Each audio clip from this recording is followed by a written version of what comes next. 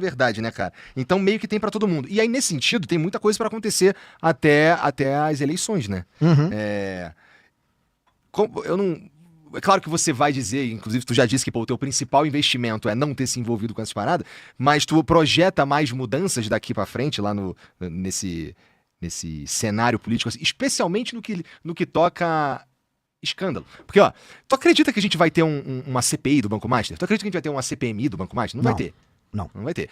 Tu realmente acredita? Assim, a gente sabe que tem... Eu imagino, eu não sei, mas eu imagino que ninguém quer que saia muita coisa dali do Daniel Vorcaro. Acho que os únicos interessados nisso talvez sejam os caras da Polícia Federal. Um salve pros caras da Polícia Federal, entendeu? É onde tá a minha esperança. Porque eu não acho que o Procurador-Geral da República tem tanto interesse assim, nem ninguém do STF, nem nenhum político. Manja?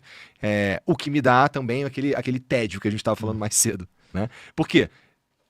Eu acho que vai precisar de coragem e de saber dançar. Porque se fosse pra fazer alguma coisa, tinha CPI. Sim, mas a CPI, realmente, sim. Eu não contaria muito com uma CPI, porque todos os grandes membros dos partidos políticos estão envolvidos no escândalo do Banco Master. Perfeito. E o problema do modelo político do Brasil é que se você é um político do Centrão, o seu eleitor não te cobra. Vou dar um exemplo. Vamos dar. Quem acabou com a CPI do Banco Master? Foi um acordo envolvendo o Flávio, o presidente do Senado, o Alcolumbre, e o Xandão. Palavras do Flávio. O Flávio disse que foi feito um acordo com o Xandão, que o projeto que garantia... Um acordo foi feito, ia passar a dosimetria enquanto tiravam a CPI do Master. Aí o Xandão não cumpriu depois, aí o Flávio foi reclamar. E quem no final não botou pra votar a CPI foi o Alcolumbre.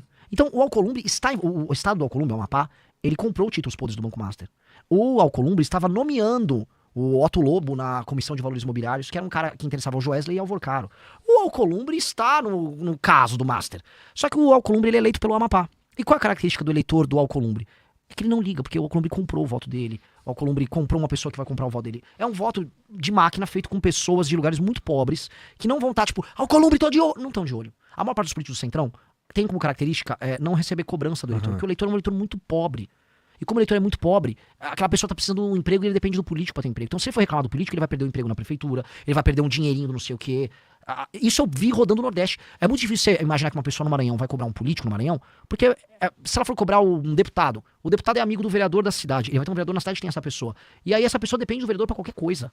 Todo mundo depende, assim, muito do Estado pra sobreviver. Então aquela pessoa é quase um servo, não digo um escravo, mas um servo do político. Então esse político não é cobrado. Então ele pode fazer todos esses acordos corruptos que eles fazem. E essa é a grande verdade do Brasil. Porque eles não vão perder a eleição.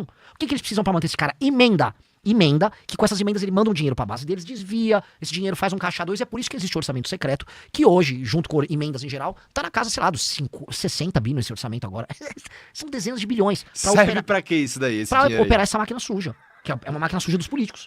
E aí, cara, quem tem mais grana, aí o cara vai da criatividade dele, como ele opera esse dinheiro. Isso é o Brasil. Eu tô falando assim, lembra do... É muito dinheiro mesmo. É muito dinheiro destinado a uma parada que... E assim, isso aqui é independente de partido. Eu tô falando de dinheiro. É muito dinheiro destinado a uma parada que não é claro.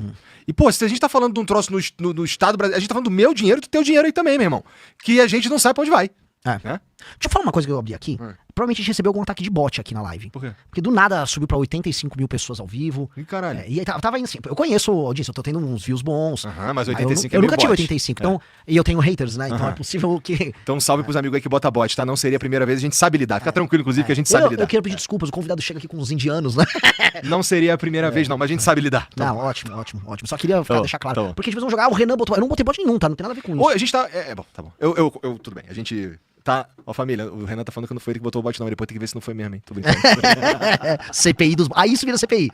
Então, mas é o tipo botelão. É o tipo de coisa que é um possível lugar de encheção de saco que tem coisas que a gente tem aqueles investimentos que você falou, que você não faz. Que você só não vai nesse lugar. Por que eu colocaria bot sabendo que o vagabundo vai apertar meu crânio depois porque colocar bot é sujo? Né? Então eu também não colocaria bot se fosse tu, não, meu Lógico. Então, por isso que eu já falei, vou deixar bem claro, tá? Não tem nada a ver com isso. Que eu vi 85 mil, eu falei... Calma aí. Tô crescendo, mas ainda não cheguei nesse... É igual no Dragon Ball, sabe? Eu já tô virando Super Saiyajin. Tá. Eu não tô o Super Saiyajin 3, sabe? Mas tem que tomar cuidado também com essa linguagem aí, porque tu tá um Super Saiyajin professor de história, né? Mas aí eu tenho que... É um no cravo na ferradura. Um Super Saiyajin pro meu eleitor jovem e é um visual de professor pro eleitor mais velho. A vida tá mais intensa, Renan, porque como você falou, a primeira vez que a gente conversou, Tu tava num contexto completamente diferente, né? Eu sei que tá viajando pra caralho, eu sei que tá fazendo uma porrada de coisa, eu sei que tá tomando cuidado com um monte de assunto, prestando atenção numa porrada de coisa ao mesmo tempo, mas era isso mesmo, cara? Olha, a beleza é que o ser humano é um bicho muito louco, né? A gente se adapta às circunstâncias. Então, eu vou dar um exemplo. A viagem pro Maranhão foi uma viagem muito difícil pra mim. Porque, faz muito calor, viagens em lugares de calor que você tem que andar na rua, naquele calor de terno, é osso, Uhum. é de carro, muito buraco. Assim, a viagem do Maranhão foi um calvário.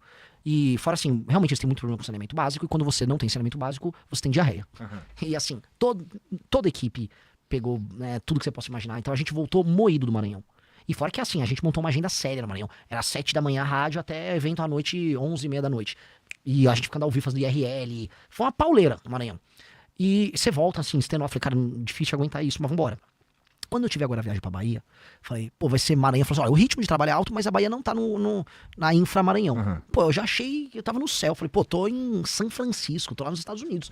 Só de ter uma estrada que você consegue andar a mais de 50 por hora, sabe? Só de conseguir beber uma bebida com gelo no copo, porque né, o gelo não foi tirado de uma água que foi de um poço contaminado, você já começa... Então, ser humano, a gente vai encontrando... E o que os caras, quando tu chega nesses lugares, cara, uma das principais coisas que tu fala é, porra, esse território como está posto não devia ser assim, ou essa cidade não devia existir, devia juntar aqui esse estado, não sei o que e tudo mais. Quando tu chega lá com esse papo, os caras não ficam puto contigo, não, cara? Eu acho que eles ficam, o político e a imprensa, vamos botar política e imprensa, a população concorda. É muito difícil uma pessoa resistir aos argumentos que eu tô trazendo. Então, quando eu vou numa imprensa nas cidades que eu falo que vão ter que ser fundidos, eu fiz isso em vários lugares. As pessoas estão falando, não, realmente faz muito sentido. Por que existe realmente uma prefeitura aqui? Quando se apresenta que existe uma prefeitura numa cidade de 3 mil habitantes, e aí tem que ter um prefeito, 9 vereadores, sei lá, 15 secretários, sei lá, 100, 150, 200 funcionários da prefeitura que não fazem nada e não precisar existir quase ninguém desse time, você vai olhar, a pessoa, realmente não precisa, e minha vida é uma desgraça. Sim, eu poderia só juntar tudo isso, ter apenas um prefeito, ter 9 vereadores, em vez de estar juntando 5 cidades, ter 45 vereadores. Então é racional. A imprensa, ela, especialmente as rádios, ela tem audiência quando eu vou lá. Então meio que eles, pô, eu não vou chamar o cara, é bom pra imprensa. E o jornalista, ele vai sendo convencido no processo. O político local fica com medo. O prefeito tem medo, porque ele fala assim, cara, é melhor nem aparecer aqui, porque o cara vai me xingar na rádio. Então eles só ficam quietos. E pra eles também entrou uma coisa que é muito boa, que se o prefeito local fala com a rádio pra rádio não me receber, eu vou lá e gravo um vídeo na frente da rádio falando, ó, o prefeito deixa. Então é melhor. Não, né? Acontece isso, né? Então não é bom. Assim, então eu estou fazendo isso e precisa fazer isso porque a gente tem que despertar as pessoas. Tem coisa que tu achou que tu ia falar que bateria impopular, mas na real a galera tá entendendo?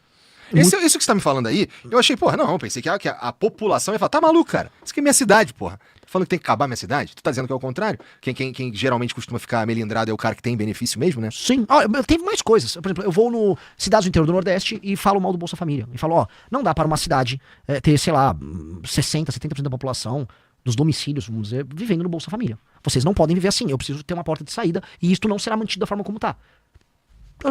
As pessoas concordam, até a gente tá no Bolsa Família. Eu falei com agricultora, mulheres agricultoras, olha, não, se tivesse emprego seria melhor. Seria melhor, sim, entendi o que você tá falando. Tem um lance que, assim, a pessoa, por mais simples e humilde que seja, a pessoa não é idiota. As pessoas tratam o eleitor como idiota. Se eu falo pra pessoa assim, ó, eu não estou mentindo pra você, não dá pra ficar nesse método que tá aí. Ah, tá, pô, ele falou a verdade pra mim. Por mais que eu discorde, por mais que eu não queira no momento, no mínimo, pô, esse cara foi sincero. Foi o que eu fiz na 6x1.